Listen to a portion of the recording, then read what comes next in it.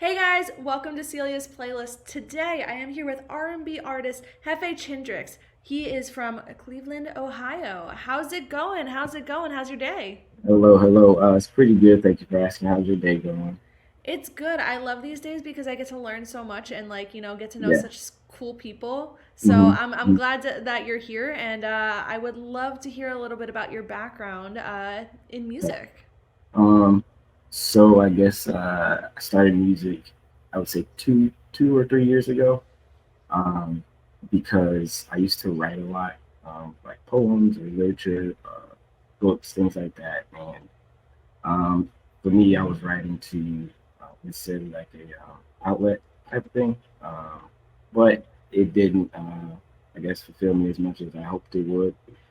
And then I have a buddy who is in music or was in music at the time, and he asked me, have I thought about, writing over like an instrumental or a beat? And I said no, and then he's like, well, here, why don't you, try one? So I took it, and then yeah, after that, I've just been doing it ever since. So that's kind of how I got started. My family is also musically inclined, I guess could be the word. I have a bunch of relatives who either play an instrument or is a singer, or I have a cousin who's also a director in his like opera that he runs. So I guess it's always been in my, I guess you could say, but I never actually tapped into it till recently.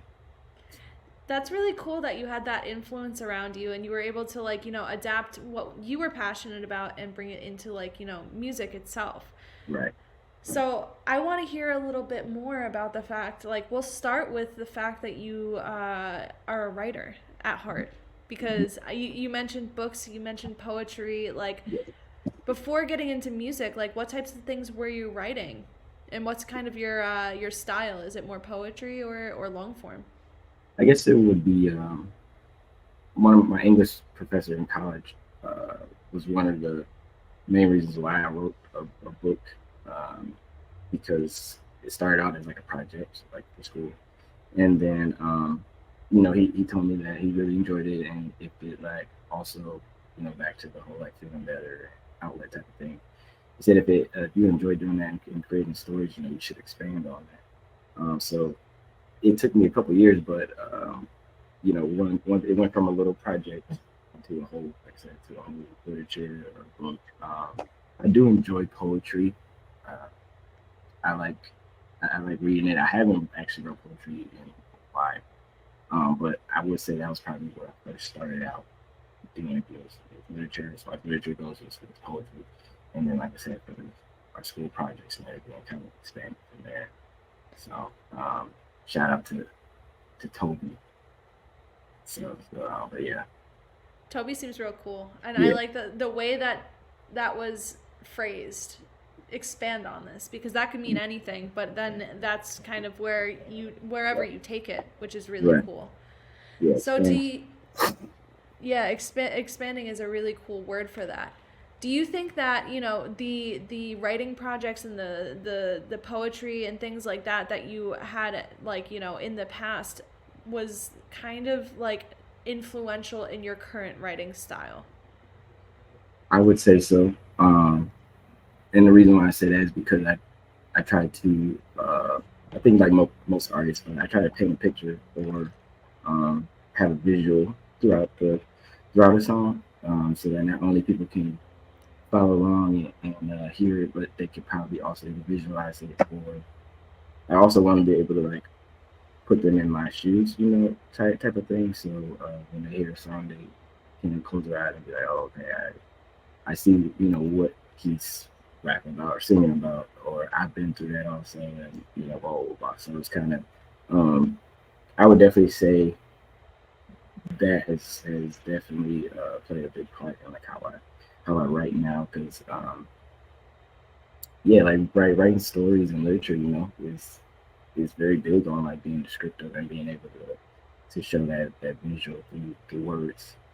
So it's That's really cool. And I like how you mentioned kind of essentially creating like aesthetic isn't the right word, but maybe like the world within that song.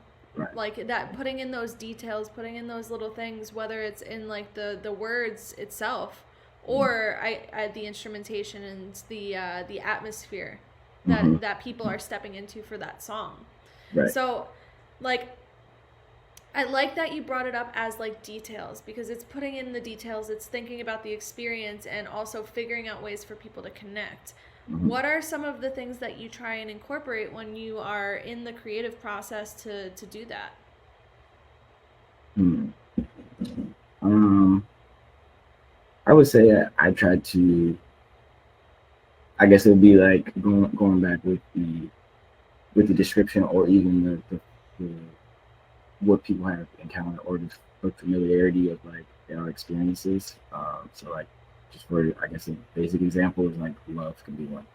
Everybody's been in love, everybody's has heartbreak, everybody has found the one, or at least they thought they found the one, things like that. So I try to, depend on what I hear or like feel from either the instrumental or the beat that I'm listening to, I try to say like, okay, how can I express myself along with helping someone else who doesn't know how on this beat or on this instrument, because some people, they love music so much they just don't know how to uh, create, and for me as an artist, I want to be able to like also communicate myself, but also help somebody else be like, sometimes you'll hear a song and say, dang, why didn't I think of that? Like those words, you're like, how that's crazy that they were able to compile like those words with this beat or the instrument. So it's like the same thing. It's like I want to be able to, for someone to say like, man, the way Hefe did that song, so really, like I wish I could put that together myself. But like that's exactly how I be feeling, and I don't know how to express it. So I think that's kind of when I start writing. That's kind of like my mindset. I gotcha. And I feel like, sometimes people like they really connect to music for that way. Mm-hmm. Or in that way, because like sometimes you can't find the words, and like, Right. the ability to have someone who is a writer, who is able to communicate, who is able to put things to words, is something that is like a super, like, meaningful thing to Yeah. a lot of people. That's why certain artists have such dedicated followings, because Mm-hmm. they understand. So I Right. think that that's really cool that like you're able to kind of embody that in your Mm-hmm. work. So that's Mm-hmm. really awesome. Yeah. Um, I guess my follow up question to that would be like, where do some of your inspirations come from on I guess the musical side, the beat side? Right. Right. Because obviously you're taking these words and you're putting them over Mm-hmm. music Right. to create the entire experience. So where do those inspirations come from? I would say in the very beginning, like I grew up on like Kanye, um, Drake, uh, I love The Weekend, and then as I've gotten older, like more recently, uh, I've been listening to a lot of like Labyrinth, and there's another artist named Brickens, Ryan Hall, and those type of like, and they're all from different genres for one. So like I try not to limit myself. If I feel like maybe I could create a song over a pop beat, or over a rap beat, or over a country. I want to try and do it. Because you just never know what you can like create from that. So I would say in the beginning it started out with like those were the guys who influenced me, and then like as I've gone on, it was kind of slowly changed from just one little lane into a whole wide spectrum of artists. For That's that. really cool. That's really cool. So I want to move forward to the studio process. Like, Mhm. how did you create your vocal sound? Because I know that that is also a part of the story, and I know that you also work with a friend of yours for Mhm. producing. So Mhm. how did creating your sound come to be, and then also how is it working in the studio with someone that is producing with you? Yeah, so I would actually say I think like I'm very close to my sound, um, because like I mentioned before, I'm still relatively new, so like I still think I'm very close to knowing like what my sound is. I think uh, obviously I have songs out and you can hear my sound, but I think I actually in the very beginning wasn't big on singing. Um, my producer buddy, his name is Cam Ezra, he was very big influence on like me singing. Him along with a couple of other people, but he would just give me all the encouragement. Like, you should just try it. Try this note. Just to hear what it sounds like. Or try this, try that. And I was so against it for a long time. And then one day, we just kept going, kept going. So I was like, all right, let's just give it a shot. And then it didn't. It was good. It didn't. It was better than what I myself thought it would sound like. And obviously, he already knew what it would sound like. That's what he was trying to get me to sing. And then it's still to this day one of my uh, most played songs on SoundCloud. So like he was he was pushing me in the right direction. And it also just helped me realize that um, try those things out, like try to test those summits. That's what I was mentioning earlier about like if I hear country instrumental, maybe I'll try and make a song with it because you never know like what'll come out from it, and it could be better than what you originally expected or hoped. So, um, yeah, the studio process is a lot of like, let's just try. That's I'm big on that. Like, let's just see what it sounds like, blah blah blah. Because one thing can lead to another. Um, and I've had times where I go into a session and I'm trying to make this certain song that sounds this certain way, and then once you start doing like, okay, let's just try this, let's just try that, it ends up being something completely different and even better than what I originally planned. So um, just trying to be, loose and creative in the studio is probably the most important thing for me. It sounds like you don't limit your creativity in your Mm-hmm. studio sections, which is Right. really cool. Which means that, like, it could be anything, but it's going to be the product of something that means something to you, which is really cool. Right. So, like, that's like it.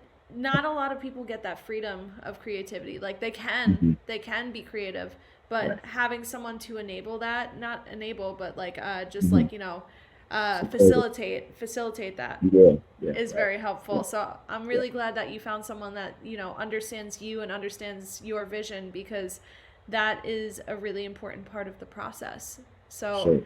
like, I want to move a little forward to, I guess, now the theoretically you're in the studio, the song is done. How have Mhm. you been getting yourself out there as an artist? What has been some of the ways that you've embraced doing that? You did mention SoundCloud was one of them. Yeah. So I try to SoundCloud is one of them that I use, but I try to distribute my music to as many platforms as I can get on. So obviously, all the main ones like your Apple, Spotify, Amazon, Google Music, all that kind of stuff, etc. And then also when I'm on social media, if I ever see like Threads, for example, their algorithm is like um, now it's tailored to like me always seeing music something.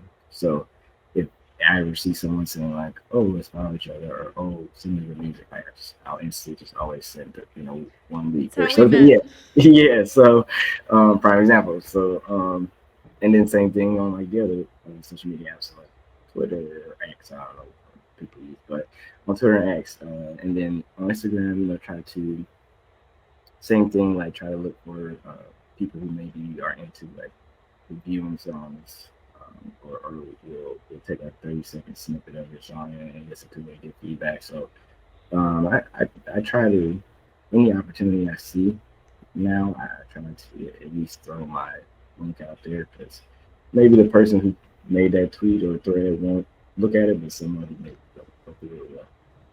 So that's like my hope. I think that that's smart because especially with something like Threads, like people go Mm-hmm. through the comments. Like I've gone through Yeah. some of my posts and I've seen like people like things and I'm like, "Oh, Mm-hmm. good. People are making Right. connections. We love Yeah. that." Interactive.